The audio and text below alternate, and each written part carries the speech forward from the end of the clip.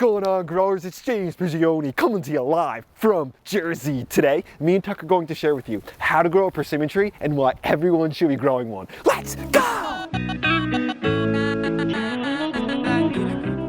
Persimmons are truly an amazing fruit, and as long as you live in zones 4 to 11, you can grow them. Look how absolutely stacked this tree is with fruit. Right here is why everyone should be growing a persimmon tree. If you live in a cool climate, zones about 4 to 9, then you could grow the astringent American persimmon. This persimmon you eat when it gets really soft, like jelly, and I'm telling you, it tastes sweeter than even honey. Or if you live in a warm climate, zones about 7 to 11, then you could grow the Asian persimmon. This one is non-astringent, and you can eat the fruit when it's hard like an apple. If you want, you could do what I did and go for the best of both worlds and go with the hybrid persimmon. This one right here is the Nikita's Gift, a self-fertile hybrid persimmon that gets fruit large like the Asian persimmon does, but you eat it when it's soft like the American persimmon. If you don't know what astringent means, it's a chemical in fruit that gives you that dry mouth feeling caused by the tannins in the fruit. So the American persimmon has high levels of tannins, and these break down as the fruit ripens. That's why you have to wait for the fruit to get soft before you actually eat it, or it's not going to taste good and it's going to give you that dry mouth feeling. On the other hand, Asian persimmons have a low level of tannins. That's why you can eat them when they're still hard, and they taste delicious. Which kind of persimmon tree you grow is going to be dependent upon your climate, but whether or not you grow an Asian persimmon or an American persimmon tree, you're still gonna have a fantastic tree for a number of reasons. First off, persimmon trees are low maintenance and easy trees to grow. Also, if you live in a cool climate like me, you won't have to worry about an early frost killing your flowers because the persimmon tree flowers very late in the spring. This is the last tree to bloom in my whole garden. Also, persimmon trees can tolerate a wide range of soils. They do best in a fertile soil that drains well, like most fruit trees, but they can manage in poor soil. Persimmon trees don't need much fertilizer either. A thick organic mulch will conserve water, and it will also break down and provide nutrition for the tree. These wood chips work great. I haven't fertilized this tree since I put it in the ground about 5 or 6 years ago, and look how much fruit it's still putting out. Tuck's out here with us like always, the loyal pup. He's just wandering around. Doesn't have a lot to do because we're not digging up any carrots or eating any brassicas, but still, this guy's the guardian of the garden, always paying attention, always watching our backs, so we love him out here. I also wanted to mention that we still are selling the merch, the fall merch. Get a nice hoodie so you can keep warm as the weather gets cold. We got some beanies and stuff too, so check it out at jamesprigioni.com. When it comes to pruning persimmons, it's easy because the tree only needs a light pruning to encourage new growth. That's where the fruit will be. But if you want, you could also prune the tree back a little harder if you want to keep it smaller. The best time to prune your persimmon tree is going to be when they're dormant, especially for the hybrid and the American persimmons. And what we want is to grow this to a central leader form. So you'll notice one central leader growing up the whole tree.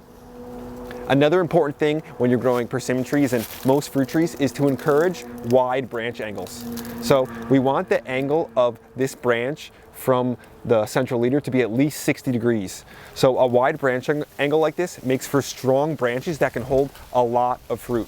What we don't want is branches with sharp branch angles. So if you have a branch with a sharp angle like this, then it's going to be much weaker and it's liable to break if you get crazy amounts of fruits like this. So when the tree's young, it's important to train the tree to wide branch angles so it can hold crazy amounts of fruit. It's important to note that persimmons flower and produce fruit on current season's growth. So this right here was the current season's growth, and this is where the persimmon is. So what you want to do is periodically take out some of your branches so that new ones can grow.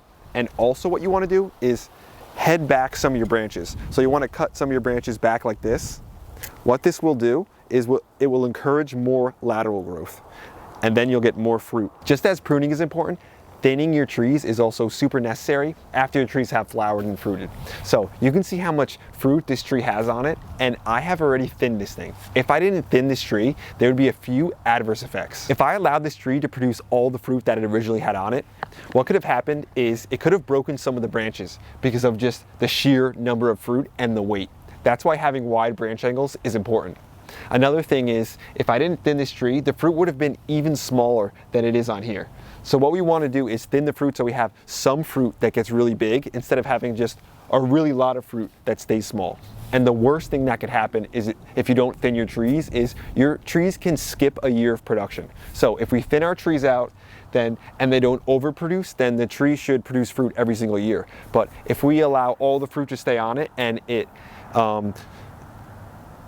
gets to a level of overproduction and stresses the tree out a lot, then it'll skip a year of production. So if we want to get fruit every year, thinning is very important. If you have a young tree, it may drop some of its fruit, but if you have an older, more established tree and it's dropping the fruit before it ripens, then it's a good sign that your tree is overproducing and you need to thin more. Even though I did thin this tree, I should have thinned it more than I did because the fruit is smaller than it usually is. I'd say I probably could have thinned it about a third of what was left here. That would have really reduced the stress in the tree, but it's hard to take away the fruit sometimes and cut it out, even though it's the right thing to do. One of the best things about persimmon trees is that they're relatively pest and disease free. One issue if you live in the South is persimmon wilt, but if you want to avoid that, what you should do is just plant resistant varieties. So if you want to compare something like a persimmon tree compared to growing an apple tree, growing a persimmon tree is like a walk in the park, but you don't have to sacrifice flavor for ease. Not to mention how beautiful these trees are, especially in the fall when the chlorophyll starts to drop out of the leaves.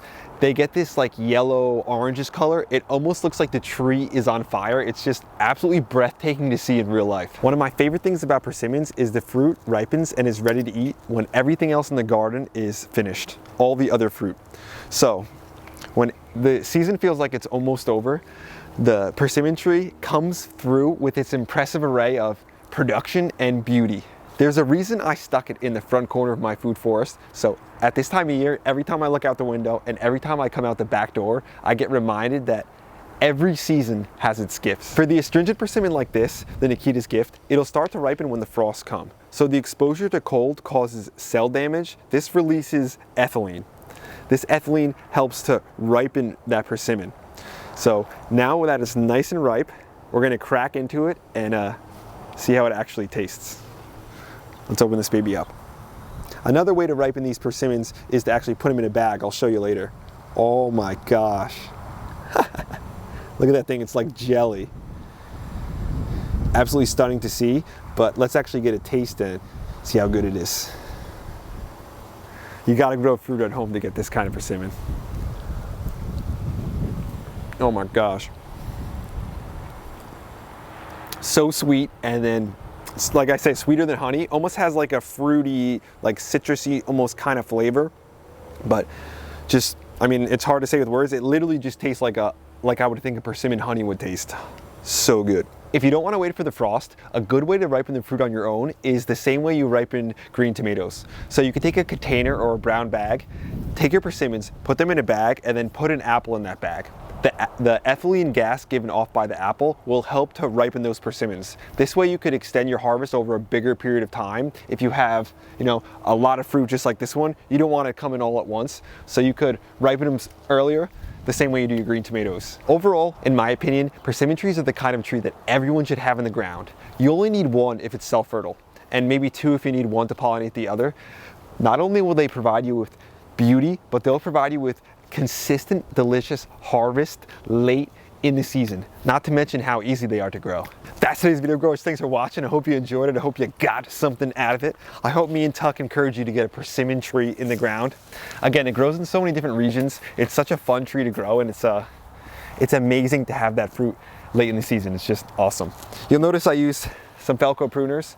Got some new Felco pruners, and the people over at Felco gave us a discount code for you guys. If you want to use it, if you want to grab some Felco pruners, because they're the best quality ones you can get, use the promo code JAMES10. I also wanted to mention, look at this guy, he's just hilarious.